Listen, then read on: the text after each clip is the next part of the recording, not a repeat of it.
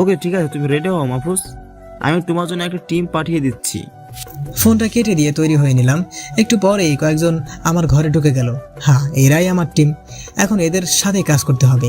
তারপর ওদের সবাইকে নিয়ে বিশাল লোকেশনে রওনা দিলাম।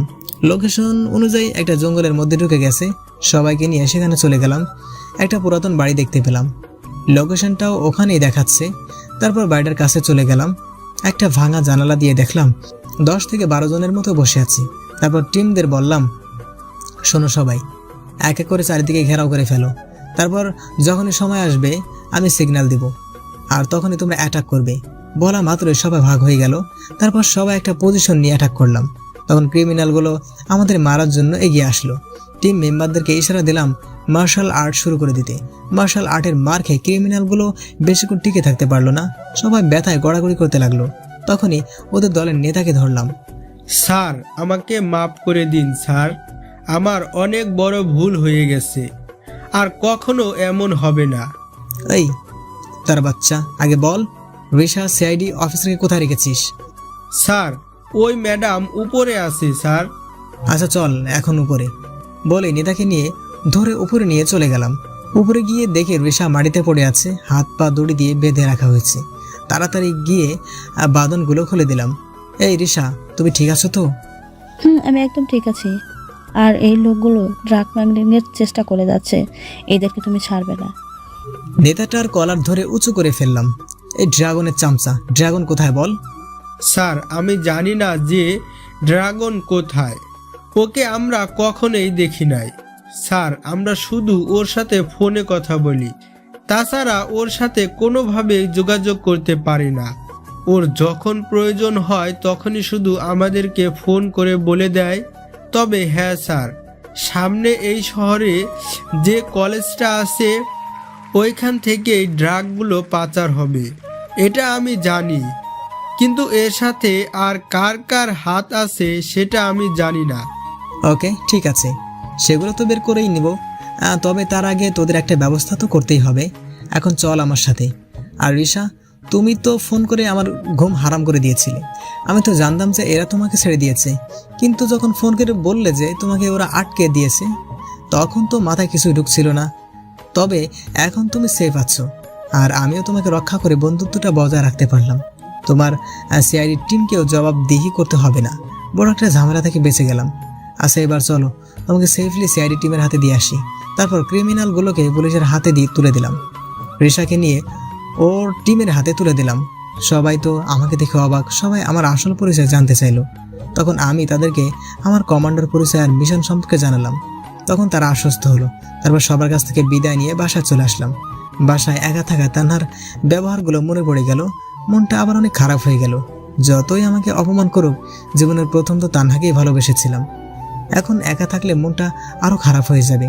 তাই রাজকে ফোন দিলাম। হ্যালো রাজ, পার্কের পাশে নদীর ধারে আসতো, মনটা খুব খারাপ লাগছে। ফোনটা কেটে দিয়ে নদীর পাড়ে চলে গেলাম। একটু পরে রাজ এসে নীলের পাশে বসলো। দেখে নীল মন মরা হয়ে বসে আছে। কিরে নীল, এভাবে মন খারাপ করে বসে আছিস কেন? তোর কি হয়েছে বলতো?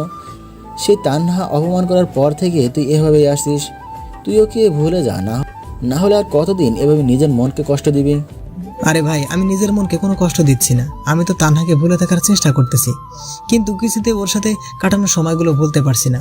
আমি ওকে আমার নিজের থেকেও বেশি ভালোবেসেছি, কিন্তু তানহা আমার সাথে যে শুধু ভালোবাসার নাটক করেছে সেটা আমি বুঝতে পারি নাই রে রাজ। আমি ওর শালাকে ধরতে পারি নাই। তানহা যে প্রতিশোধের জন্য আমার সাথে এরকম করবে সেটা আমি কখনো ভাবতেও পারি নাই। এখন তুই ওই তান্হার কথা বাদ দে তো, ওর কথা শুনলেই এখন আমার রাগ হচ্ছে। আরে ভাই, মানুষ একটু অহংকারী হতেই পারে যদি তার বাবার টাকা থাকে, কিন্তু একজনের মন নিয়ে একটা মানুষ কীভাবে খেলতে পারে? আচ্ছা এখন মন খারাপ করিস না, আমি তোর পাশে আছি সব সময়। এখন বাসায় চল, সন্ধ্যা লেগে গেছে। কখন সন্ধ্যা লেগে গেছে খেয়াল করি নাই। আচ্ছা চল বাসায় ফেরা যাক। তারপর দুজন মিলে উঠে হাঁটতে শুরু করলাম। রাজকে বিদায় দিয়ে বাসায় চলে গেলাম। তারপর রাতের পরোটা শেষ করে ঘুমিয়ে পড়লাম। পরদিন সকালে উঠে কলেজে চলে গেলাম। গেট দিয়ে ঢুকতেই দেখি তান্হা ওর বান্ধবীদের সাথে বসে আড্ডা দিচ্ছে। আমি মাথা নিচু করে চলে আসলাম। এদিকে নীলকে দেখে হাসিতে মেতে উঠেছে, সাথে তান্হার বান্ধবীরাও হেসে দেয়। দেখলে যা, তোরা দেখ খ্যাটটা কেমন করে যাচ্ছে। ও ভেবেছিল যে আমি ওকে সত্যিই ভালোবেসেছিলাম, কিন্তু পেছনে আমার প্রেমের ফাঁদে পা দিয়েই ফুল করেছে। এখন তো অতি দুঃখে দেওয়ানা হয়ে গেছে। ওর জন্যই বাবা আমাকে থাপ্পড় মেরেছিল। তোরা জানিস সেদিন আমার খুব কষ্ট লেগেছিল, যেখানে আমার বাবা আমার সাথে কখনো জোরে কথা বলে নাই। আমাকে খুব ভালোবাসে আমার বাবা, আমার কোনো চাওয়া পাওয়া বাদ রাখে না। কিন্তু ছোট লোকের জন্য যে সেদিন কি হয়েছিল, আমাকে থাপ্পড় মেরে কতগুলো কথা শুনিয়ে দিল। তখন মনে হচ্ছিল কষ্টে কলিজাটা ফেটে যাচ্ছে। এখন তো খুব সুখে আছি আমি, ছোট লোকটাকে দেখছি আর মজা নিতে পারছি। তানহা, আমার মনে হয় তুই অনেক বড় ভুল করেছিস। আমার নীলের ওপর কেমন যেন সন্দেহ হয়। ওকে তো এই এলাকাতে আগে কখনো দেখি নাই। কই থেকে এসে আমাদের কলেজে অ্যাডমিশন নিছে। আর সবচেয়ে বড় কথা হলো নীল আর রাজ খুব ভালো বন্ধু হয়ে গেছে। নীল সব মেয়েদেরকেই খুব সম্মান করে রে তানহা। ওর মতো ভালো ছেলে আমি আর দেখি নাই। তুই ওকে এভাবে ঠকিয়ে ভালো একটা কাজ করিস নাই, পরে পস্তাতে হবে তোর। এখন তো নীল খুব কষ্ট পাচ্ছে, কিন্তু পরে তুই ওর প্রেমে পড়ে আবার কষ্ট পাস না, কারণ নীল তোকে আর কখনোই গ্রহণ করবে না। লিজা, তুই আমাকে হাসালি। এখন তো দেখি তুই ওর গুণগান শুরু করে দিয়েছিস। তবে এটা ঠিক যে রাজের সাথে ভালো বন্ধুত্ব হয়ে গেছে, আর রাজের স্ট্যাটাসের সাথে একমাত্র ওই ছোট লোকটারই মিলে যায়। ওটা নিয়ে আমি কোনো চিন্তা করি না। আর তুই ওই যে বললি না যে খ্যাটটা খুব কষ্ট পাচ্ছে, আর ওকে কষ্ট দেওয়ার জন্যই তো এতদিনের নাটকটা আমাকে চালিয়ে যেতে হয়েছে। আর আমি বাবার থেকে যে কষ্ট পেয়েছি সেটা ওই খ্যাটটার কষ্টের তুলনায় কিছুই না।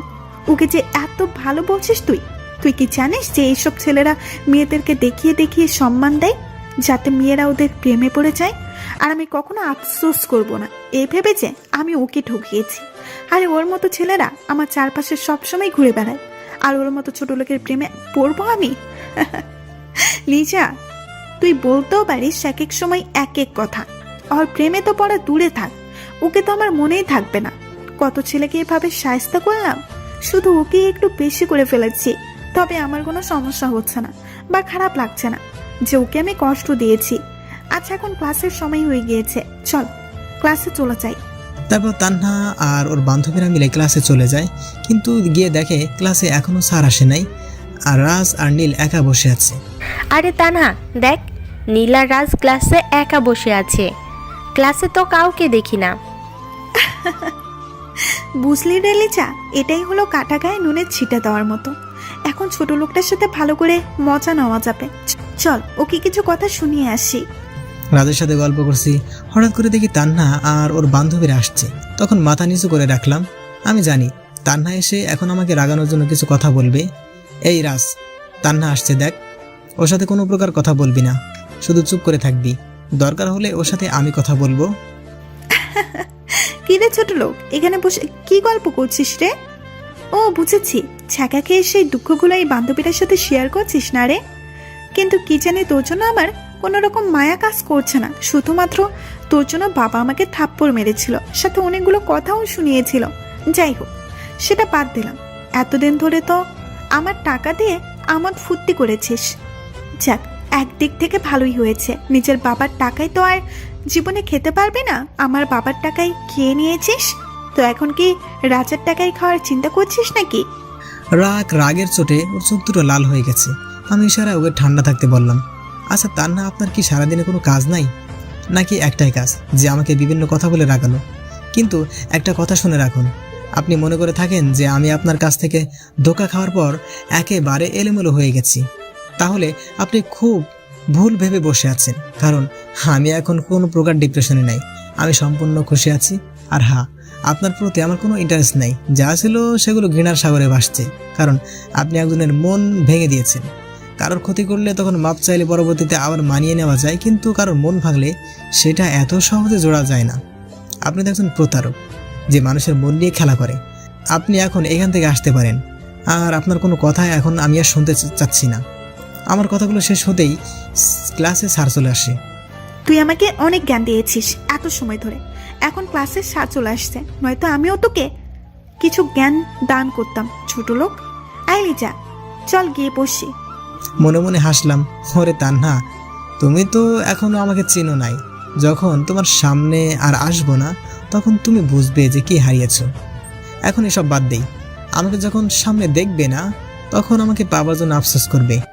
ভালোবাসার নাটক করলেও তো আমার সাথে একান্ত সময় কাটিয়েছো, সেই কথাগুলো মনে পড়বেই তোমার। তারপর ক্লাসের দিকে মনোযোগ দিলাম। স্যার ক্লাসে এসে পরীক্ষার তারিখটা বলে দিলেন। তোমরা সবাই শোনো, আগামী 2 সপ্তাহ পরে তোমাদের পরীক্ষা। সবাই ভালো করে প্রস্তুতি নেবে, কারণ এই পরীক্ষা তোমাদের ফাইনাল পরীক্ষা। পরীক্ষাতেই তোমাদের মধ্য থেকে সেরা স্টুডেন্টকে বাছাই করা হবে। আর সামনের সপ্তাহে কলেজে অনেক বড় একটা অনুষ্ঠানের আয়োজন করা হয়েছে, আর এতে আমাদের তানহার বাবাকে প্রধান অতিথি হিসেবে নিয়ে আসছি। তোমরা সবাই প্রস্তুতি নিয়ে নাও। অনুষ্ঠানটা সকাল 10টা থেকে শুরু হবে আর রাত 10টায় শেষ হবে। ক্লাস থেকে বের হয়ে রাজের সাথে আড্ডায় বসে আছি, তখনই তান্হা আমাদের সামনে আসলো। কি রে রাজ, তোর না একটা বোন আছে? তো এই খ্যাটটার সাথে কি বিয়ে দেওয়া চিন্তা করছিস নাকি? বাহ, বলতে হবে ভালো চয়েস আছে তোর। তান্না, তুমি কিন্তু এবার তোমার সীমা অতিক্রম করে ফেলছো। মুখ সামলে কথা বলো কিন্তু। না হলে কি করবি তুই? এবার আর চুপ থাকতে পারলাম না। ওই তান্হা, আপনার মাথার তার সব ছিঁড়ে গেছে নাকি? বেহুদা আমাদের সাথে গায়ে পড়ে ঝগড়া করতে আসছেন? আপনার কি লজ্জা বলতে কিছুই নাই নাকি? নাকি লজ্জা সনম পানি দিয়ে গুলিয়ে খেয়ে ফেলছেন? আপনি এখান থেকে যান তো। এ রাজ, তুই চলে আয় তো এখান থেকে। যত সব পাগলের আড্ডাখানা এখানে। তান্হা তখনই একটা কথা বলবে, কিন্তু তানহাকে সুযোগ না দিয়েই রাজকে নিয়ে চলে আসলাম। কি, আমাকে ওই খ্যাটটা পাগল বললো? মাথার তার ছেঁড়া বললো? উড়ে তো আবার উচিত শিক্ষা দিব। রাজকে বাসায় পাঠিয়ে দিয়ে নিজে বাসায় চলে আসলাম। ফ্রেশ হয়ে খাবার খেয়ে নিলাম, তখনই ফোনটা বেজে উঠল। হ্যাঁ বলো, কি খবর? স্যার, আমাদের টিম সব কিছুর খোঁজ নিয়ে নিয়েছে। ড্রাগ স্মাগলার ড্রাগন ওই কলেজ থেকে ড্রাগ পাচার করবে, আর সেটা করবে সামনের সপ্তাহে। আপনি নিশ্চয় জানেন যে আগামী সপ্তাহে একটা অনুষ্ঠান আছে আপনার কলেজে। ওখান থেকে একটা ট্রাকের সাথে ড্রাগগুলো নিয়ে যাওয়া হবে। আর ড্রাগন তো কলেজের প্রিন্সিপালের সাথে আগে হাত করে রেখেছিল, তাই কলেজ থেকে ড্রাগন সমস্ত ড্রাগ নিয়ে বের হবে। আর ড্রাগন তার রূপটা পাল্টে নেবে, যাতে ওকে কেউ চিনতে না পারে। ড্রাগনের ছবি আমরা পেয়ে গেছি, আপনাকে মেসেজ করে দিচ্ছি। আপনি ড্রাগনকে ধরতে পারবেন স্যার, এটা আমাদের বিশ্বাস। আর সাথে হাতে নাতে ও কলেজের প্রিন্সিপালকেও ধরবেন। আমরা ঠিক সময় আমাদের টিম নিয়ে কলেজে পৌঁছে যাব। ছেলেটার সাথে কথা বলে মনটা খুশিতে নেচে উঠল। আরেকটা মিশনও আমাদের জয়ের কাছাকাছি। আমি হলাম ইউজিসি বা Bangladesh underground commando head of the department. এই ড্রাগনকে অনেকদিন ধরেই পুলিশ ধরার চেষ্টা করছিল, কিন্তু সফল হয় নাই, তাই আমাকে দায়িত্ব দেওয়া হয়। আগেই খনর ছিল যে এই কলেজে কিছু একটা করবে ড্রাগন, তাই তো এই কলেজে অ্যাডমিশন নিয়েছিলাম। আগামী সপ্তাহে পুরো কলেজ আমার আসল পরিচয় জানবে, আর তান্হা আমার আসল পরিচয় জেনে নিশ্চয়ই আবার আমার কাছে আসতে চাইবে। কিন্তু সেটা তো আমি হতে দিব না, কারণ তান্হা আমার ভালোবাসার মর্ম বোঝে না। তান্হা শুধু বোঝে কার কত টাকা। এখন শুধু অপেক্ষা আগামী সপ্তাহের কলেজের অনুষ্ঠানের। তারপর রাতে খাবার খেয়ে ঘুমিয়ে পড়লাম। পরদিন সকালে উঠে কলেজে চলে গেলাম। বেশ ভালো লাগছে, কারণ একজন কমান্ডোর জীবনে একটা মিশনের সফলতা অনেক বড় উপহার বয়ে আনে, যা আমার জীবনে প্রায় প্রত্যেকবার এসেছে, কিন্তু বিশেষ করে এই মিশনের সফলতা। এসব চিন্তা করতে করতে কলেজে প্রবেশ করলাম, আর তখনই তান্হা সামনে চলে আসলো। কি রে খ্যাত, তোর তো দেখছি লজ্জা বলতে কিছুই নেই। তোকে এত অপমান করি, তারপরেও তুই বেহাইয়ার মতো কলেজে আসিস? নির্লজ্জ না হলে কি কেউ এমন করে নাকি? আচ্ছা তান্হা, আপনি কি চান বলুন তো? আপনিও তো আরেকটা বেহায়া। দেখছেন যে আমি আপনার সাথে কথা বলতে চাই না, তারপরও সে নির্লজ্জের মতোই বারবার গায়ে পড়ে কথা বলতে আসেন। আর হ্যাঁ, আমার সাথে আপনি কথা বলেন কি জন্য? আপনার স্ট্যাটাস আমার স্ট্যাটাস তো এক না। আপনি কত বড় ঘরের সন্তান, আর আমি তো গাইয়া খ্যাত। আফসোস, খ্যাত আমাকে কেউ বলে না, আপনি আমাকে খ্যাত বললেন। আপনার রুচি বোধ আছে বলতে হবে। আর হ্যাঁ, একটা ভালো খবর আছে আপনার জন্য। আমি পরের সপ্তাহে কলেজ থেকে চলে যাচ্ছি এই অনুষ্ঠানটার পরে, আর আপনাকে এই খ্যাতটার মুখ দেখতে হবে না। আর এটা তো আমার খুশির খবর, কারণ তোর মতো খ্যাত আমাদের কলেজের দরকার নেই। কেন যে তোকে এই কলেজে অ্যাডমিশন দিল সেটাই আমি বুঝলাম না। তুই তো আমাদের কলেজের মান সম্মান ডুবিয়ে ছাড়বি রে। দিন দিন তোর মতো খ্যাতগুলো এসে আমাদের কলেজটাকে ডুবিয়ে দিচ্ছে। তানার কথা শুনে মুচকে আসলাম। মেয়েটা আসলেই পাগল। মেয়েটা অনেক অহংকারী বটে, তবে মনটা অনেক ভালো। কাউকে একবার ভালোবেসে ফেললে সেই ভালোবাসার মানুষটার জন্য সব কিছু করতে পারবে। তারপর কোনো কথা না বলে সেখান থেকে চলে আসলাম। তখন রাজ কলেজে আসলো, ওর সাথে বসে কিছুক্ষণ আড্ডা দিলাম। আচ্ছা রাজ, আমি একটা সিদ্ধান্ত নিয়েছি। তুই আবার হঠাৎ করে কি সিদ্ধান্ত নিলি ভাই? শোন রাজ, আমাকে তো তানহা দেখতে পারে না, আর সামনে আমাদের পরীক্ষা, তাই একটু প্রস্তুতি নিতেই হবে। আর আমি কলেজে আসলে তানহা প্রতিদিন আমাকে অপমান করে, তাই আমি আগামী 1 সপ্তাহ কলেজে আসবো না। একেবারে অনুষ্ঠানের দিন আসবো। তারপরও মাঝে একদিন আসতে পারি। তুই যা ভালো মনে করিস নীল, তোর সিদ্ধান্ত তোর, এটা আমার কোনো বলার নেই। আমি জানি তান্না তোকে অনেক অপমান করে, আমার সামনে তো তোকে অপমান করে, তখন তো মনে হয় থাপ্পড় দিয়ে ওর দাঁত সব কয়টা ফেলাই দিই। আরে ভাই, টাকা আছে বলে কি এরকম গরম দিতে হবে নাকি? আরে বাদ দে তো এই তান্নার কথা। আমারও মাথা খারাপ ছিল। তান্নার মায়াজালে ফেসে গিয়েছিলাম। আমি তো বুঝতেই পারি নাই যে তান্না আমার সাথে প্রতারণা করছে। যাই হোক, তাহলে আগামী সপ্তাহে দেখা যাবে। আর এর মাঝে যদি কলেজে আসি তাহলে তোকে জানিয়ে দেব। এখন চল, ক্যান্টিনে থেকে কিছু খেয়ে বাসায় চলে যাই। তারপর দুজন মিলে ক্যান্টিনে বসে থেকে খেয়ে নেই। নীল রাজকে বিদায় দিয়ে বাসায় চলে যায়। তারপর ফ্রেশ হয়ে ব্যায়াম করতে শুরু করে। একটানা বিকাল পর্যন্ত ব্যায়াম করে। ব্যায়াম করা শেষ হতেই মোবাইলটা বেজে ওঠে। নীল কল রিসিভ করে। হ্যাঁ আম্মু, কেমন আছো তোমরা? হ্যাঁ রে বাবা, আমরা সবাই অনেক ভালো আছি। তো তুই সারাদিন তো বিজি থাকিস, তাই ফোন দেই না। বেশ কয়েকদিন পর আজকে তোর কথা খুব মনে পড়ছিল, তাই ফোন দিলাম।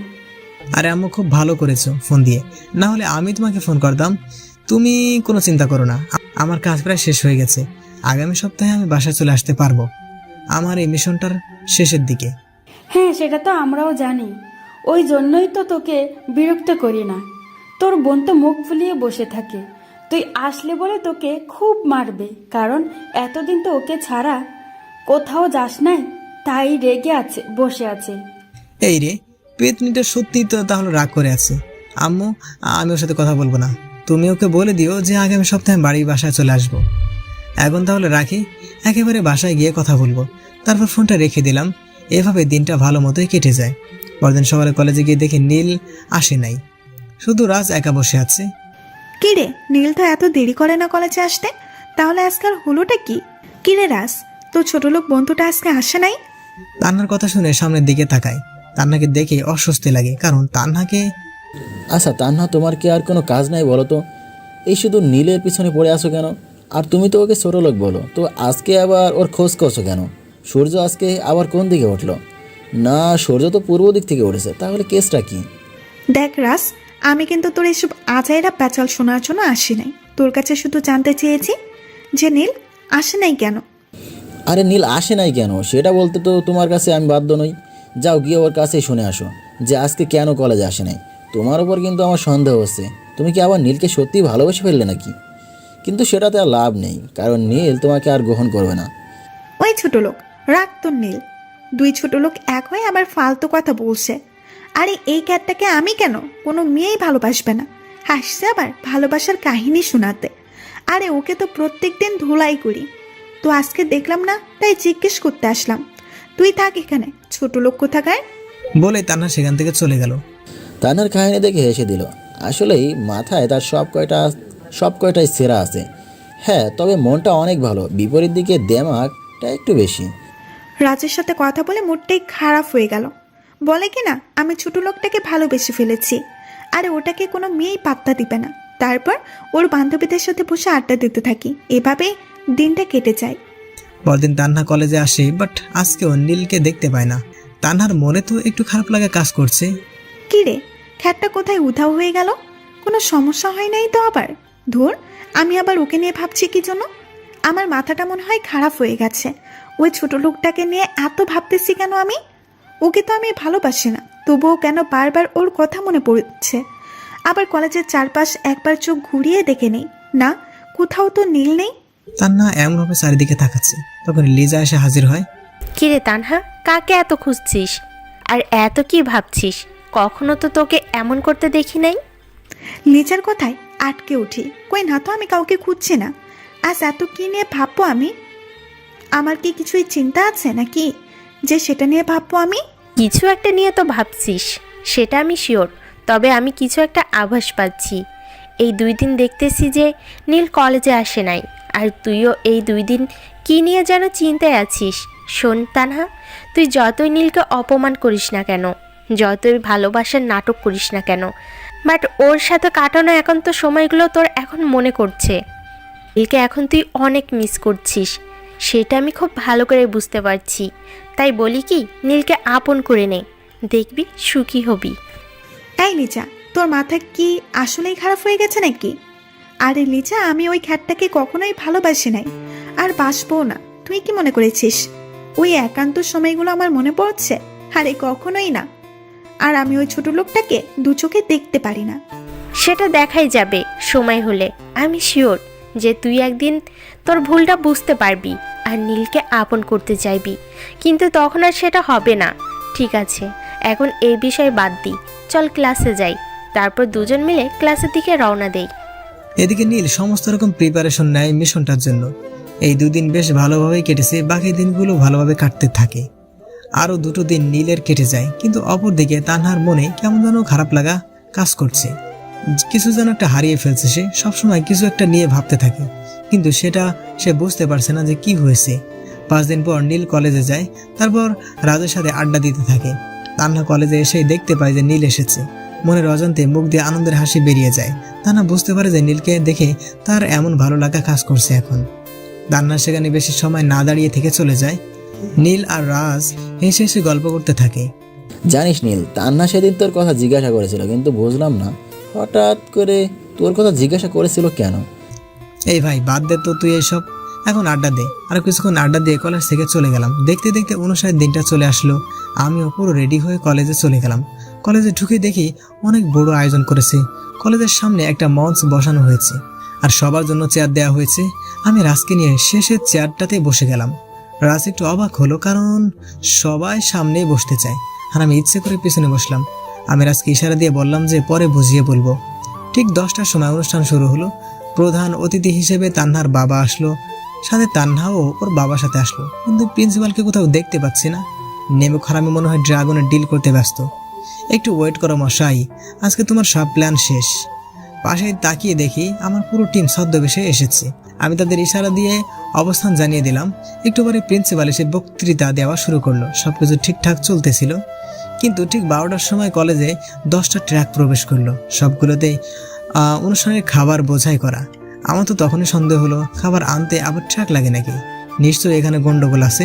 ট্র্যাকগুলো সমস্ত খাবার নামিয়ে দিয়ে ভিতরে দিকে গেল। প্রায় আধা ঘন্টা পর আবার ফিরে আসলো। তখনই খটকা লাগলো, কারণ ট্র্যাকের তো চলে যাওয়ার কথা, ভিতরে গিয়ে এতক্ষণ কি করলো। তখনই দেখি একটা লোক প্রিন্সিপালের সাথে হাত মিলিয়ে মঞ্চ থেকে নেমে ট্রাকের দিকে উঠে গেল। প্রথম দেখাতেই চিনে ফেললাম, আরে এটা তো ড্রাগন, ছদ্মবেশ নিয়ে আসছে। তখনই চেয়ার থেকে উঠে গেলাম আর জোরে চিৎকার দিয়ে কমান্ড দিলাম, ইউজিসি টিম, এখনই তোমাদের সময় দেশের সব থেকে বড় ড্রাগ স্মাগলারকে ধরার। সো কলেজের 4-5টা সবাই ঘিরে ফেলো, যাতে ড্রাগন পালাতে না পারে। বলার সাথে সাথে সবাই কমান্ডোর পোশাক বের করে ফেললো। আমিও আমার খ্যাতমার্কা পোশাকটা খুলে ফেললাম। পিছন থেকে একজন এসে আমার গায়ে নীল কালারের কোট পরিয়ে দিল, সাথে সেফটি জ্যাকেট। আমার কমান্ড শুনে তো পুরো কলেজ হা করে তাকিয়ে আছে আমার দিকে। কেউ কিছুই বুঝতে পারছে না। রাজও আমার দিকে হা করে তাকিয়ে আছে, আর কমান্ডো পুরো টিম কলেজকে ঘিরে ফেলেছে। আমি মঞ্চে গিয়ে মাউথটা হাতে নিলাম। হ্যালো লেডিস অ্যান্ড জেন্টলম্যান, আপনাদের সবার দৃষ্টি আকর্ষণ করছি। আমি আপনাদের কলেজের একটা গোপনীয় মিশনে এসেছিলাম। আমার পুরো নাম নীলা চৌধুরী। আমি একজন underground commander, head of the department. আমাদের কাছে খবর ছিল যে এখানে এই কলেজের থেকে ড্রাগ পাচার করা হবে। বাংলাদেশের সব থেকে বড় ড্রাগ স্মাগলার হলো ড্রাগন, আর এই কাজটার সাথে সংযুক্ত আছে এই কলেজেরই প্রিন্সিপাল সাহেব। তিনি ড্রাগ স্মাগলারদের সাথে জড়িত। একজন শিক্ষক হয়েও দেশবিরোধী কাজ করতেছেন তিনি। তাকে অ্যারেস্ট করা হলো। আর ওই যে ট্রাকের মধ্যে ড্রাগন বসে আছে। সো আমার মিশন আজকে এখানে কমপ্লিট হলো। এটা আমার জীবনের সব থেকে বড় সৌভাগ্য যে দেশবিরোধী কোনো শয়তানকে দেখতে পেরেছি। আমার কথা শুনে সবাই হা করে তাকিয়ে আছে। পুরো কলেজ যেন স্তব্ধ হয়ে গেছে। Commando team, arrest our principal. Neel order দেওয়ার সাথে সাথেই কয়েকজন মিলে প্রিন্সিপালকে অ্যারেস্ট করে নেয়। এসব দেখে ড্রাগন পালিয়ে যাওয়ার চেষ্টা করে, কিন্তু নীল দৌড়ে গিয়ে ড্রাগনকে ধরে ফেলে। ড্রাগনকে ধরেই মারতে থাকলাম। কিরে ড্রাগনের বাচ্চা, তুই ড্রাগ পাচার করবি না? আরে একমাত্র তোদের জন্যই আমাদের দেশটা শত্রুদের নাগালে চলে যাচ্ছে। তুই তো ড্রাগে নয়, আমাদের দেশটাকে বিক্রি করে দেওয়ার প্ল্যান করেছিলি রে। কিন্তু আমাদের মতো দেশপ্রেমিক যারা এখনো বেঁচে আছে, তারা থাকতে তোদের মতো কুলাঙ্গাররা কিছুই করতে পারবে না। তারপর আমার টিমের হাতে ড্রাগনকে দিয়ে দিলাম। এতক্ষণে মনে পড়লো কলেজের অনুষ্ঠানের কথা। সবাই তো খুব আগ্রহ নিয়ে বসেছিল অনুষ্ঠানটার জন্য। এখন আমাকে সেই আনন্দটা আবার ফিরিয়ে দিয়ে আসতে হবে। দৌড়ে গিয়ে মঞ্চে উঠে মাউথটা হাতে নিলাম। প্রিয় অতিথিরা, আমি আসলেই দুঃখিত, কারণ আপনাদের এই অনুষ্ঠানটা আমার জন্য বিগড়ে গেল। কিন্তু কি করব বলুন, দেশের এরকম শত্রুকে তো আর ছেড়ে দিতে পারি না। এটাই আমার দায়িত্ব। কথাটা শেষ করতে পুরো কলেজে হাত তালির শব্দে মুখরিত হয়ে গেল। তারপর আস্তে আস্তে অনুষ্ঠানটা শুরু হলো। সবাই তো খুব খুশি। তানহার বাবা আমাকে ডেকে নিয়ে নিজের কাছে বসালেন। এদিকে তানহা তো নীলের দিকে এক দৃষ্টিতে তাকিয়ে আছে। কি থেকে কি হয়ে গেল কিছুই তো মাথায় ঢুকছে না। নীলকে কেন জানি খুব মিস করে এখন। কয়েকদিন যাবৎ নীল কলেজে আসছিল না, তাই তো তানহার যেন মনে হচ্ছিল যে কি যেন হারিয়ে ফেলছে। তানহা নীলকে যতই ঘৃণা করতো না কেন, এই কয়েকদিনে নিজের অজান্তে ভালোবেসে ফেলেছে। অনুষ্ঠান শেষ হওয়ার পর তানহা ওর বাবার সাথে চলে যায়। অনুষ্ঠান শেষ হলে স্টেজ থেকে নেমে আসলাম। রাজ আমার কাছে দৌড়ে চলে আসলো। স্যার, আপনি এখানে একটা মিশনের জন্য এসেছেন, আর আমি আপনার সাথে কিনা এইরকম ব্যবহার করেছি? এই রাজ, তোর কি মাথা খারাপ হয়ে গেছে নাকি? আমি যতই কোনো অফিসার হই না কেন, আমাকে তুই করে বলবি। হ্যাঁ, এটা ঠিক আছে, আমি তোর থেকে বড়, কিন্তু সেটা কোনো ম্যাটার করে না। আমরা এখন খুব ভালো বন্ধু হয়ে গেছি, সো আমার নাম ধরে ডাকবি। ওকে ওকে, ঠিক আছে বস। তো বস, আপনি এই সিক্রেট কথাটা আমাকে বলতে পারছেন না তো? শুধু শুধু এতদিন ধরে ওয়েট করলি কেন? আমিও তোকে সাহায্য করতে পারতাম, আর সেই প্রথম থেকেই নিজের পরিচয়টা গোপন করে গেছিস। আরে রাজ, এটা আমাদের কমান্ডোর নিয়ম। আমি হলাম একজন আন্ডারগ্রাউন্ড কমান্ডো। নিজেদের পরিচয় সম্পূর্ণ গোপন করে মিশনে নামতে হয় আমাদের, আর মিশন শেষ না করা পর্যন্ত আড়ালেই থাকি। এখানে এসেই তো তুই আমার সাথে প্রথম বন্ধুত্বের হাত বাড়িয়ে দিলি, জানিস?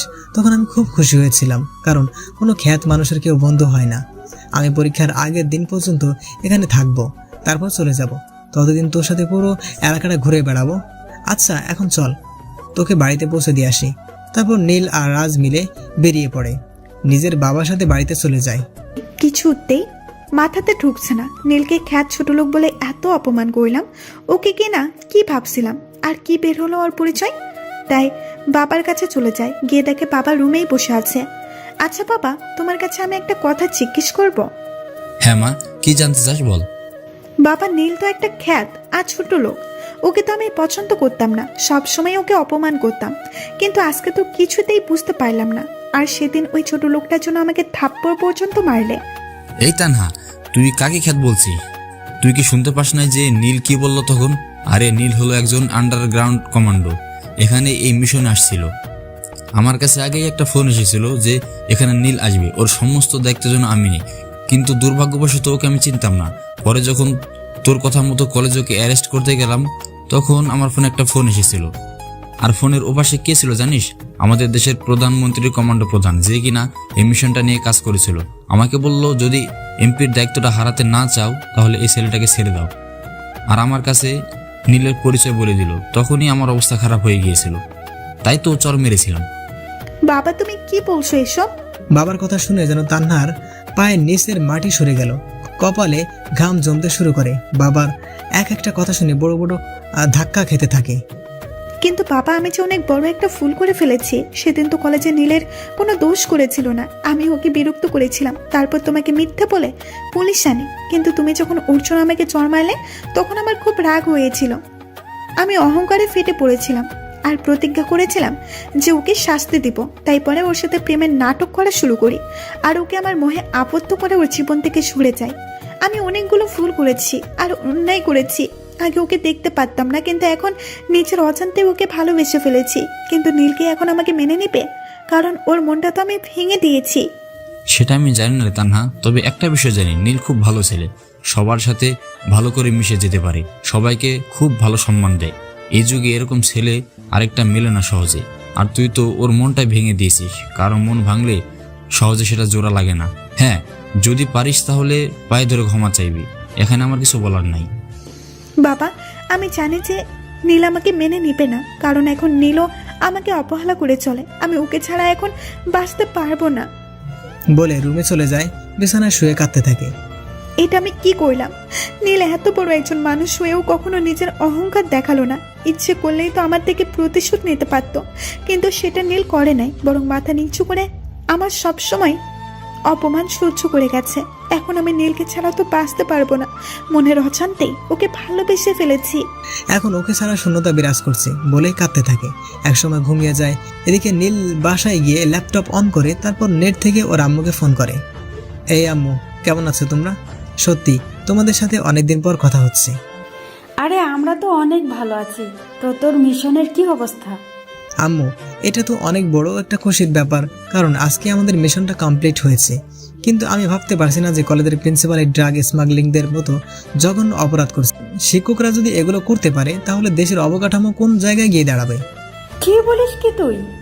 একজন কলেজের টিচার হয়ে এই অন্যায় কাজ করছে, ওকে তো ফাঁসির দড়িতে ঝুলানো উচিত। আরে আম্মু, ড্রাগনকে অ্যারেস্ট করে ফেলেছি, যে কিনা সমস্ত নাটের গরু। সমস্ত ড্রাগ তো ওর হাত দিয়েই পাচার হয়, ওটাকে আমি ধরে ফেলেছি। আর হ্যাঁ, বাসায় আগামী সপ্তাহে চলে আসছি। কোনো টেনশন করো না, এখন ফোনটা রাখি, পরে কথা বলবো। তারপর ফোনটা কেটে দিয়ে ঘুমিয়ে পড়লাম। পরদিন সকালে কলেজে চলে গেলাম, কিন্তু আজকে কলেজে ক্লাস করার জন্য না, আজকে সবার সাথে পরিচিত হওয়ার জন্য। কলেজে গিয়ে দেখি রাজ আমার আগে চলে এসেছে। ওকে দেখে খুব খুশি হলাম। তারপর ওর পাশে গিয়ে বসে আড্ডা দিতে লাগলাম। কলেজের ছেলেমেয়েরা এসে আমার সাথে পরিচিত হয়ে গেল, সবার সাথে হাত মিলালাম।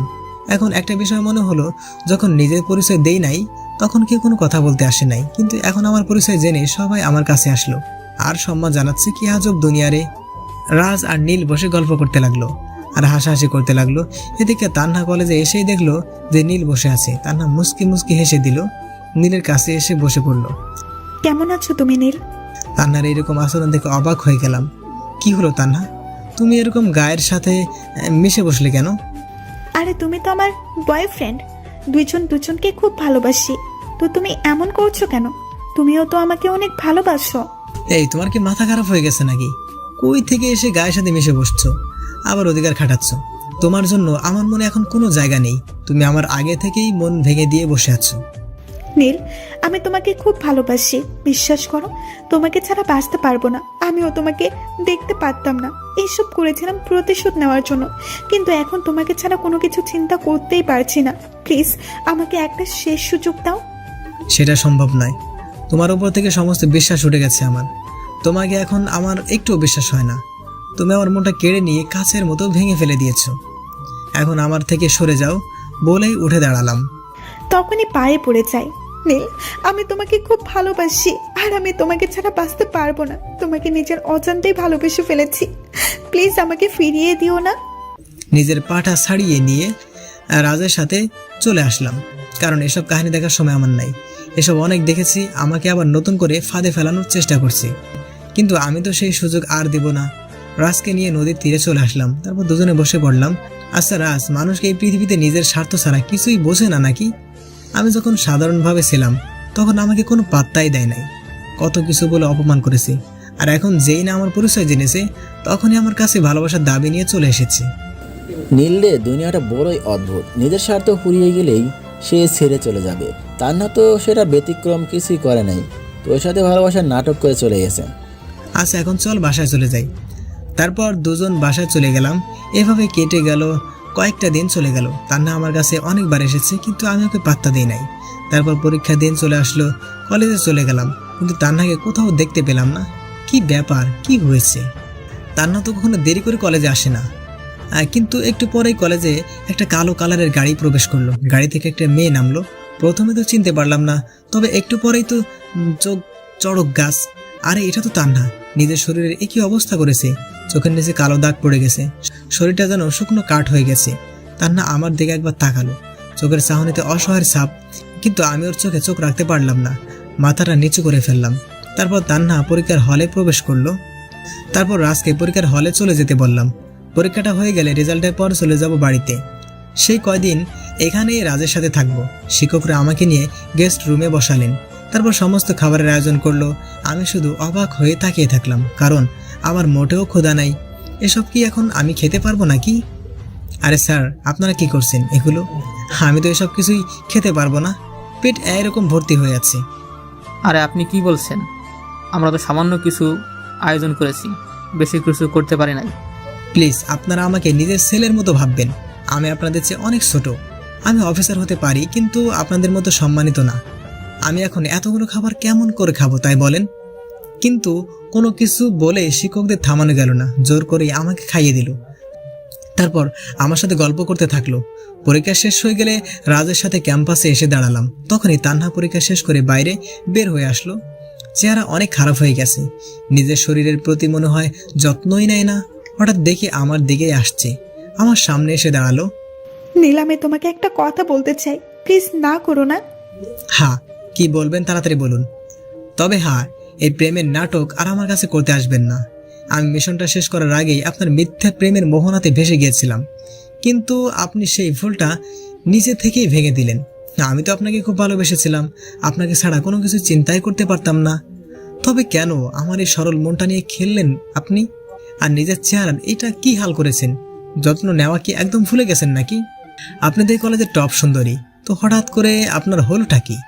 নীলের কথাটা শুনে শুকনো মুখে একটা ম্লান হাসি দেয়, যেখানে কষ্টের ছাপ রয়েছে। আচ্ছা নীল, তুমিই বলো, আমি যার জন্য নিজেকে সাজিয়ে রাখবো, যার জন্য নিজের শরীরের যত্ন নেব, সেই যদি আমার কাছে না থাকে, তাহলে কার জন্য এসব করব? হ্যাঁ, এটা ঠিক বলেছ যে আমি সবসময় নিজেকে নিয়ে ব্যস্ত থাকতাম, কিন্তু এখন তো তোমায় একটু ভালোবাসা পাবার জন্য ব্যস্ত থাকি, তাই আর নিজের শরীরের যত্ন নেওয়া হয় না। কিন্তু আমার ভালোবাসার মানুষটার সামনে দাঁড়িয়ে আছে, আপন হতে পারছি না। লিজা ঠিকই বলেছিল, যেদিন ভালোবাসার মানুষটার মর্ম বুঝবো সেই দিন, তখন সে হারিয়ে গেলে আর ধরতে পারবো না। আর এখন আমার সাথে ঠিক এটাই হচ্ছে। আমি তো এখন নিজেকে ফিল করতে পারি না, মনে হয় দুনিয়া থেকে অল্প দিনেই হারিয়ে যাব। আর এখন শেষ একটা কথাই বলে যাচ্ছি, আমি তোমাকে খুব ভালোবাসি আর তুমিও আমাকে ভালোবাসো, কিন্তু আমি তোমার মনে আঘাত করেছি, তাই মেনে নিচ্ছ না। যেদিন আমি হারিয়ে যাব সেদিন নিশ্চয়ই তুমি আমার জন্য কাঁদবে। এটাই আমার শেষ কথা। আশা করি তোমাকে আর ডিস্টার্ব করবো না। ভালো থেকো বলে একটা ম্লান হাসি দিয়ে চলে গেল। তানহার কথা শুনে এক পাও নড়তে পারলাম না, কারণ ওর শেষের কথাটা কানের মধ্যে বাজতে লাগলো। সত্যিই তো, আমি তান্নাকে এখন অনেক ভালোবাসি, কিন্তু কিছু একটা আমাকে ওর থেকে দূরে রেখে দিয়েছে। মনে হয় আমার মনটা এখনো ওর উপর রেগে আছে। তবে সত্যি বলতে তান্না অনেক চেঞ্জ হয়ে গেছে। যাক, সেটা পরে দেখা যাবে। এখন বাসায় গিয়ে বিশ্রাম করা যাক। রাজকে বাসায় পাঠিয়ে দিয়ে নিজের বাসায় চলে গেলাম। এভাবে কয়েকটা দিন চলে গেল, পরীক্ষা শেষ হয়ে গেছে। এর মধ্যেই কলেজে নতুন প্রিন্সিপাল নিয়োগ হয়েছে, আর অল্প কয়েকদিনের মধ্যেই রেজাল্ট বের হবে। আমাকে বিশেষ অতিথি হিসেবে ইনভাইট করা হয়েছে।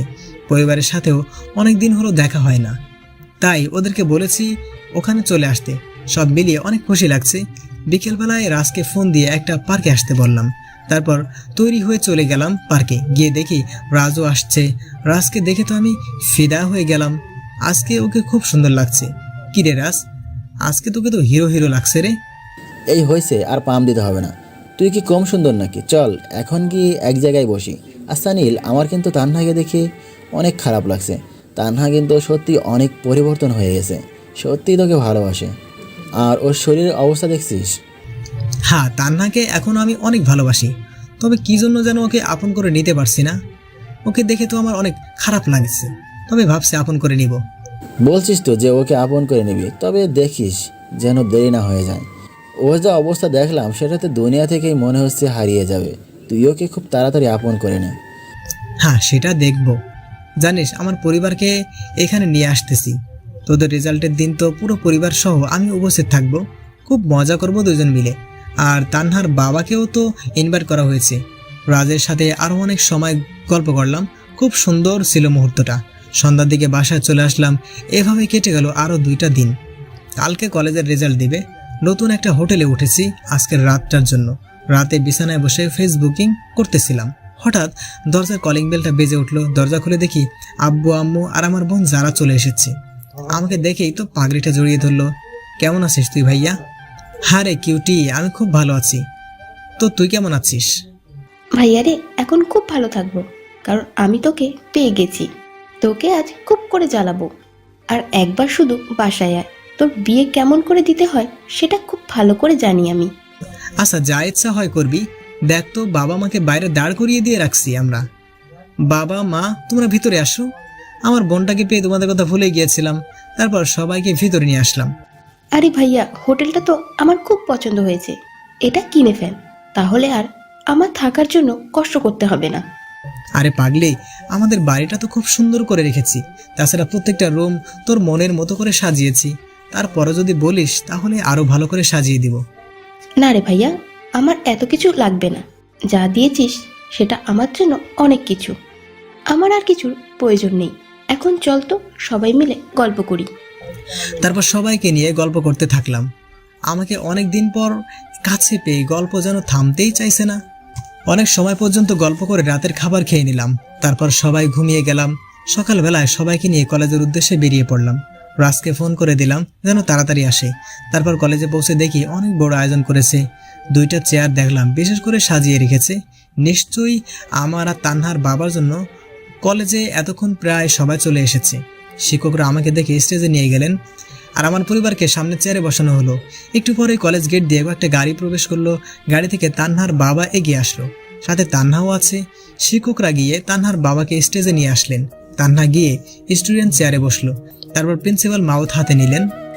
আজ আমাদের কলেজে একটা অনুষ্ঠানের আয়োজন করা হয়েছে, যেখানে সমস্ত স্টুডেন্টদের মেধা যাচাই করা হবে।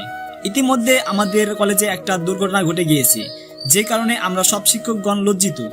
আমাদের আগের প্রিন্সিপাল সাহেব ড্রাগ স্মাগলার লিঙ্কের সাথে জড়িত ছিলেন, যেটা কেউ কোনো শিক্ষকের কাছ থেকে আশা করেনি। তবে আজকে এখানে 2জন সম্মানিত ব্যক্তি বসে আছেন। একজন দেশের সবচেয়ে বড় বিজনেসম্যান আনোয়ার সাহেব, আর অপরজন হলেন underground commando head of the department Neel Chowdhury. Neel তো একজন দেশের সেবক, আমরা তাকে অন্তর দিয়ে সম্মান করি, কারণ সে একজন বড় অপরাধী ড্রাগনকে অ্যারেস্ট করেছে। আমি আর কথা বাড়াবো না, আমি ছাড়াও অনেকে কথা বলবে। আমাকে বক্তব্য দেওয়ার জন্য বলা হলো। তারপর কিছু কথা বললাম সবাইকে উদ্দেশ্য করে। কথা বলা শেষ করে বসলাম। তখন আনোয়ার সাহেব নিজের হাতটা আমার দিকে বাড়িয়ে দিলেন, হ্যান্ডশেক করে নিলেন। আনোয়ার সাহেব সব কিছুতেই আমাকে সাহায্য করতে চেয়েছিলেন, কিন্তু আমার সাহায্য নেওয়ার প্রয়োজন হয় নাই। তারপর আনোয়ার সাহেবের সাথে কিছুক্ষণ আলাপ করলাম। কয়েকজন মিলে বক্তব্য দিলেন। অবশেষে তানহার বাবা বক্তব্য দিলেন, কারণ তিনি প্রধান অতিথি। অনেক গুরুত্বপূর্ণ কথা বললেন। তারপর আবার প্রিন্সিপাল সাহেব মাউথটা হাতে নিলেন। ডিয়ার স্টুডেন্ট, তোমরা সবাই মনকে প্রস্তুত করো, কারণ এখন তোমাদের রেজাল্ট দেওয়া হবে, আর প্রথম থেকে 3য় স্থান অধিকারীদের পুরস্কার দেওয়া হবে। তারপর প্রিন্সিপাল নাম ঘোষণা করতে লাগলেন। প্রথম হয়েছে আমার বন্ধু রাজ। আমি তো অনেক খুশি হলাম, আর এই পুরস্কারটা আমার হাত থেকেই নিল রাজ। রাজ তো অনেক খুশি। এভাবে সবার নাম ঘোষণা করা হলো, কিন্তু সবাই অবাক হয়ে গেল যখন তান্নার নাম সবার শেষে পাওয়া গেল, যেখানে তান্না সবসময় প্রথম হতো, আর সে এখন সবার পিছনে। ইতিমধ্যে সবার মাঝে কানাঘোষা শুরু হয়ে গেছে। আমি মাউথ দিয়ে সবাইকে শান্ত করলাম। অনুষ্ঠানটা ভালোভাবেই হয়ে গেল। আমাদের জন্য বিশেষ খাবারের ব্যবস্থা করা হয়েছে শিক্ষকরা, তাই খেতে চলে গেলাম। খাওয়ার সময় তান্না আমার দিকে বারবার করুণ দৃষ্টিতে তাকাচ্ছিল, কিন্তু ওর চোখে চোখ রাখতে আমি পারছিলাম না। এই বিষয়টা আমার বোন যারার চোখে এড়াতে পারে না। কিরে ভাইয়া, মেয়েটা তোর দিকে এভাবে তাকাচ্ছে কেন? দেখে তো মনে হচ্ছে মেয়েটা কাঁদছে। তোর সাথে কি কিছু হয়েছে নাকি? যারার কাছে কিছুই বলতে চাইছিলাম না, কিন্তু জোর করে সবকিছু শুনে নিল। আমার ভাবিটা তো দেখতে মার্শাল্লাহ, কিন্তু আচরণটা এমন ছিল ভাবতে পারছি না। আরে আমার চেহারাও তো অনেক ভালো, তাই বলে কারো মন নিয়ে খেলতে হবে নাকি? যাই হোক, যারাকে শান্ত করলাম। খাওয়া শেষে বাইরে বের হয়ে আসলাম। তান্না হঠাৎ করেই এসেই আমার পায়ে পড়ে গেল। নীল, আমি তোমাকে অনেক ভালোবাসি, প্লিজ আমাকে ফিরিয়ে দিও না। তুমি যদি আমাকে গ্রহণ না করো তাহলে আমি মারা যাবো, কিন্তু আমি তোমাকে ছাড়া আর থাকতে পারছি না। বুকের ভেতরটা শূন্য হয়ে গেছে। তোমাকে নিয়েই সবসময় ভাবি, তোমাকে ভুলতে পারছি না। প্লিজ আমাকে ফিরিয়ে দিও না। এই তান্না, তোর মাথা কি খারাপ হয়ে গেছে নাকি? আমার পাশারও বলছি, এটা কিন্তু এখন বেশি বাড়াবাড়ি হয়ে যাচ্ছে। না, আমি ছাড়বো না। তুমি ভালোবাসি না বললে আমি ছাড়বো না। ধুর, আমার অনেক রাগ হয়ে গেল। অন্তত পাটা তো ছাড়বেই। পা এক ঝটকা মেরে ছাড়িয়ে নিলাম। তোমাকে আমি ভালোবাসতে পারবো না, এখন এখান থেকে চলে যেতে পারো। তান্না কাঁদতে কাঁদতে চলে গেল। আমিও রাজের সাথে দেখা করে আমার পরিবারকে নিয়ে বাসায় চলে আসলাম। কয়েকজন বন্ধু আমার আসার খবর পেয়ে বাড়িতে জড়ো হয়ে গেল। সারাটা দিন খুব আনন্দের মধ্য দিয়ে কাটলো। ক্লান্ত হয়ে রাতের খাবার খেয়ে ঘুমিয়ে পড়লাম। সকালে ফোনের শব্দে ঘুম ভাঙলো। রাজ ফোন করেছে। হ্যাঁ রাজ, বল, কি হয়েছে? দোস্ত, তানহা সুইসাইড করার চেষ্টা করেছিল। তুই তাড়াতাড়ি সিটি হাসপাতালে চলে আয়। তানহার অবস্থা অনেক খারাপ, যে কোনো সময় কিছু একটা হয়ে যেতে পারে। রাজের কথা শুনে তো আমার পায়ের নিচ থেকে মাটি সরে গেল। তান্না, তুমি এরকম কি জন্য করলে? আমিও যে তোমাকে প্রচন্ড পরিমাণে ভালোবাসি। তোমার উপর তো শুধু আমার অভিমান ছিল। আমার অভিমানটা ভাঙাতে পারলে না। তুমি এরকম কেন করলে? চোখের পানি মুছে শার্টটা গায়ে দিয়ে গাড়ি নিয়ে বেরিয়ে পড়লাম। চোখ দিয়ে অঝরে পানি পড়ছে। গাড়িটা ঝড়ের গতিতে চালাতে লাগলাম। একটু পরে হসপিটালে পৌঁছে গেলাম। দেখি তান্নার বাবা মা ক্যাবিনের বাইরে বসে আছে। রাজ আর লেজা একপাশে দাঁড়িয়ে আছে। তান্নার বাবা আমাকে দেখে দৌড়ে আসলো। নীল বাবা, তান্না আমাকে তোমার ব্যাপারে সব কিছু বলেছে। দেখো না, আমার পাগলিটা তোমাকে পাবে না বলে কি পাগলামো করেছে। আমি জানি যে তোমাকে তান্না অত্যাচার করেছে, কিন্তু এটাও সত্য যে তান্না তোমাকে খুব ভালোবাসে। সেটার প্রমাণ আমরা নিজেরা। প্লিজ আমার মেয়েটাকে বাঁচিয়ে নাও। বলেই কাঁদতে থাকলো। আমি বললাম, আঙ্কেল আপনি কোনো চিন্তা করবেন না, আমি সব কিছু দেখতেছি। একটু পর অপারেশন রুম থেকে ডক্টর বের হলেন। দৌড়ে গেলাম, ডক্টর রোগীর কি অবস্থা? আপনাদের চিন্তার কোনো কারণ নেই, রোগী বিপদসীমার বাইরে আছে। যদি সময় মতো না নিয়ে আসতো তাহলে কিছু একটা হয়ে যেত। যাই হোক, এখন আপনারা দেখা করতে পারেন রোগীর সাথে। আমি বাদে সবাই ক্যাবিনে চলে গেল। একটু পরে আঙ্কেলরা বেরিয়ে আসলেন। নীল বাবা, তানহা তোমাকে ভিতরে ডাকছি। ভেতরে চলে গেলাম। তান্না বেডে শুয়ে আছে, আমাকে দেখে মুখটা ঘুরিয়ে নিল। আমি গিয়ে ওর পাশেই বসলাম। তান্না আই এম সরি, আর কখনো এমন হবে না। তান্না আই এম সরি, আমাকে মাফ করে দাও। কোনো কথা নাই। পাশের থেকে একটা সিরিঞ্জ নিয়ে হাতে ধরলাম। তান্না তুমি যদি এখন কোনো কথা না বলো তাহলে এটা আমার হাতে ঢুকিয়ে দিব। ওটা হাত থেকে ফেলে দাও বলছি, না হলে কিন্তু খুব খারাপ হয়ে যাবে। হাত থেকে সিরিঞ্জটা ফেলে দিলাম। তান্না আমাকে মাফ করে দাও, আমি সত্যি তোমাকে ভালোবাসি। একবার তো আমার অভিমানটা ভাঙাতে পারতে নাকি? তোমার কিছু হয়ে গেলে নিজেকে কিভাবে ক্ষমা করতাম আমি? বলো, আমাকে মাফ করে দিয়েছো। মাফ করতে পারি একটা শর্তে, আমাকে বিয়ে করতে হবে আর এখন কিস করতে হবে। এই প্রথম শর্ত মানতে পারবো, কিন্তু দ্বিতীয়টা এখন না, সেটা বিয়ের পর। তোমাকে এখন কিস করতেই হবে, না হলে এমন অবস্থা করব যা ভাবতে পারবে না। বলেই নীলের মাথাটা টান দিয়ে ঠোঁট জোড়া দখল করে নিল। এই ভিউয়ার্সরা এখনো কি করছেন? যান ভাগেন এখান থেকে। আমার বুঝি লজ্জা লাগে না? যান, বিয়েতে আসবেন সবাই, আর নিজেরা বিয়ে করে মজা নেবেন। বাকিটা ইতিহাস হয়ে থাকবে, সবাই ইতিহাস থেকে পড়ে নেবেন। হ্যালো বন্ধুরা, গল্পটি কেমন লাগলো অবশ্যই কমেন্ট করে জানাবেন। যদি ভালো লাগে একটা লাইক করবেন, আর সাবস্ক্রাইব না করে থাকলে অবশ্যই সাবস্ক্রাইব করবেন, কারণ গল্পগুলো বানাতে আমাদের অনেক পরিশ্রম করতে হয়।